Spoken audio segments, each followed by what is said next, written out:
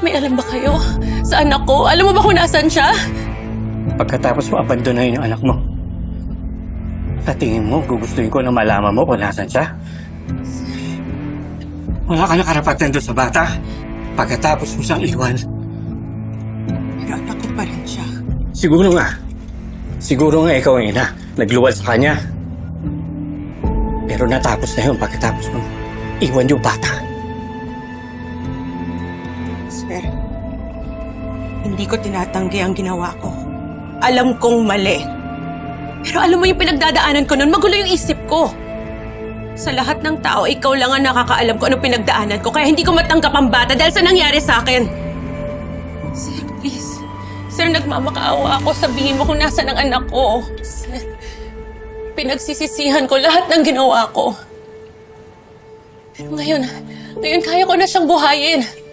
Kaya ko nang bumawi sa kanya, kaya ko na siyang bigyan ng magandang buhay, sir. Rina, huwag mo nang guluhin pa ang buhay ng bata.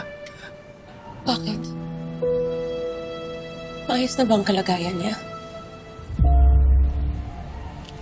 Alam mo kung nasan siya?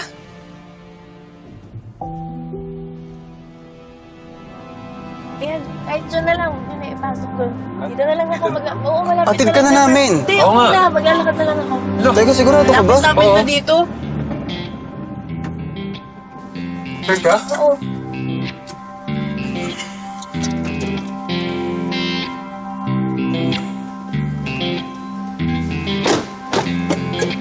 Ba talaga? Atid ka na namin. Hindi, okay lang.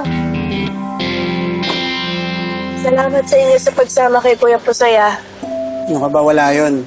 Alam mo naman, I always make time for you, princess. May free time pa ba kayo? Di ba may klase na?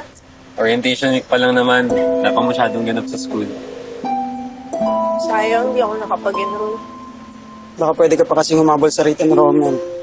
Eh, sayang naman yung school year, princess. Oo. School year ba talaga yung sayang, Savior?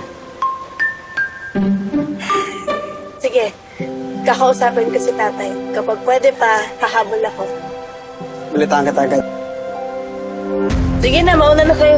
Sigurado ka? Sure ka, ha? Wala Okay kayo ka lang na. ako dito. Sige na. Sige. Ingat. Ingat ka.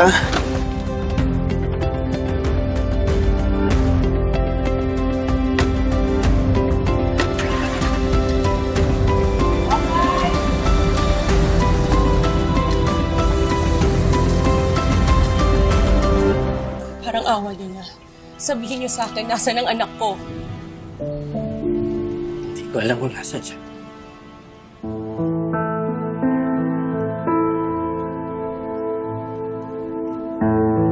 Imposibleng hindi mo alam.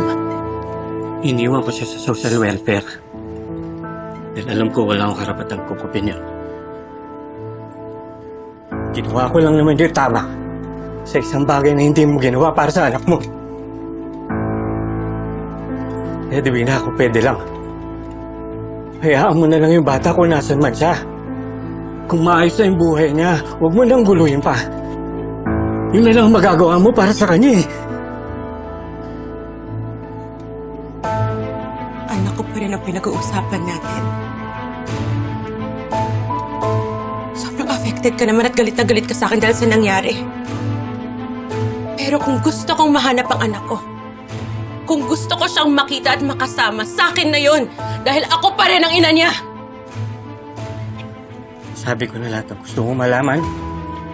Kung pwede ba, lumayas ka na.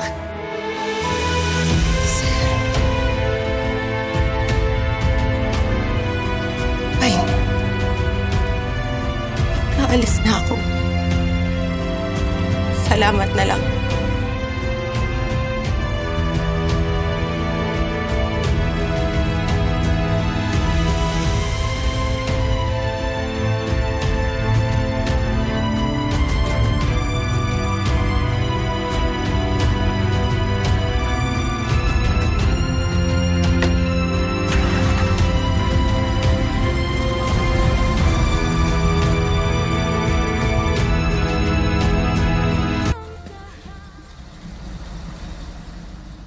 Ate, hindi mo naman kailangan magstay dito sa hotel. Pwede ka dun sa apartment ko.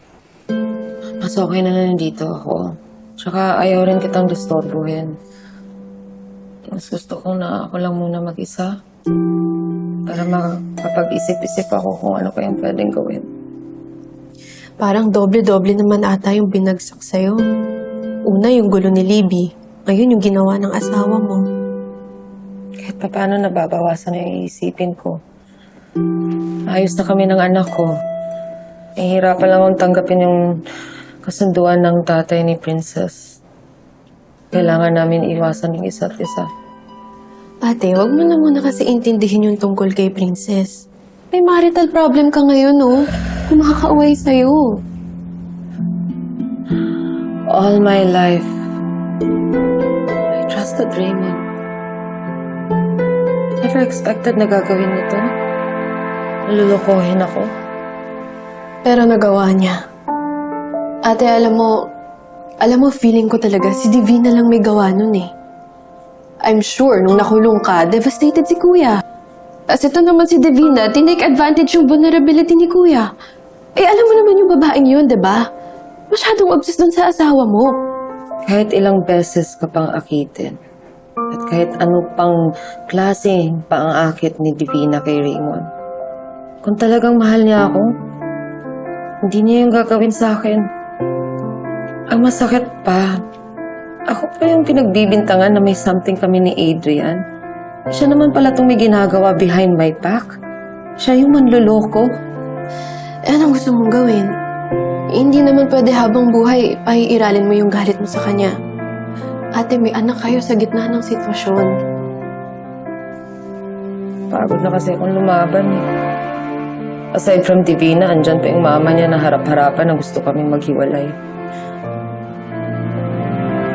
The reason why I'm staying in this relationship because Raymond motivates me not to give up. Pero ngayon, unti-unti na siyang bumibigay. Nawawala na ako ng lakas lumaban. But do you still love him? Di naman kina-question yun eh. Siguro ang tanong, sapat pa ba yung pagmamahalan namin para mag-stay pa kami sa relationship?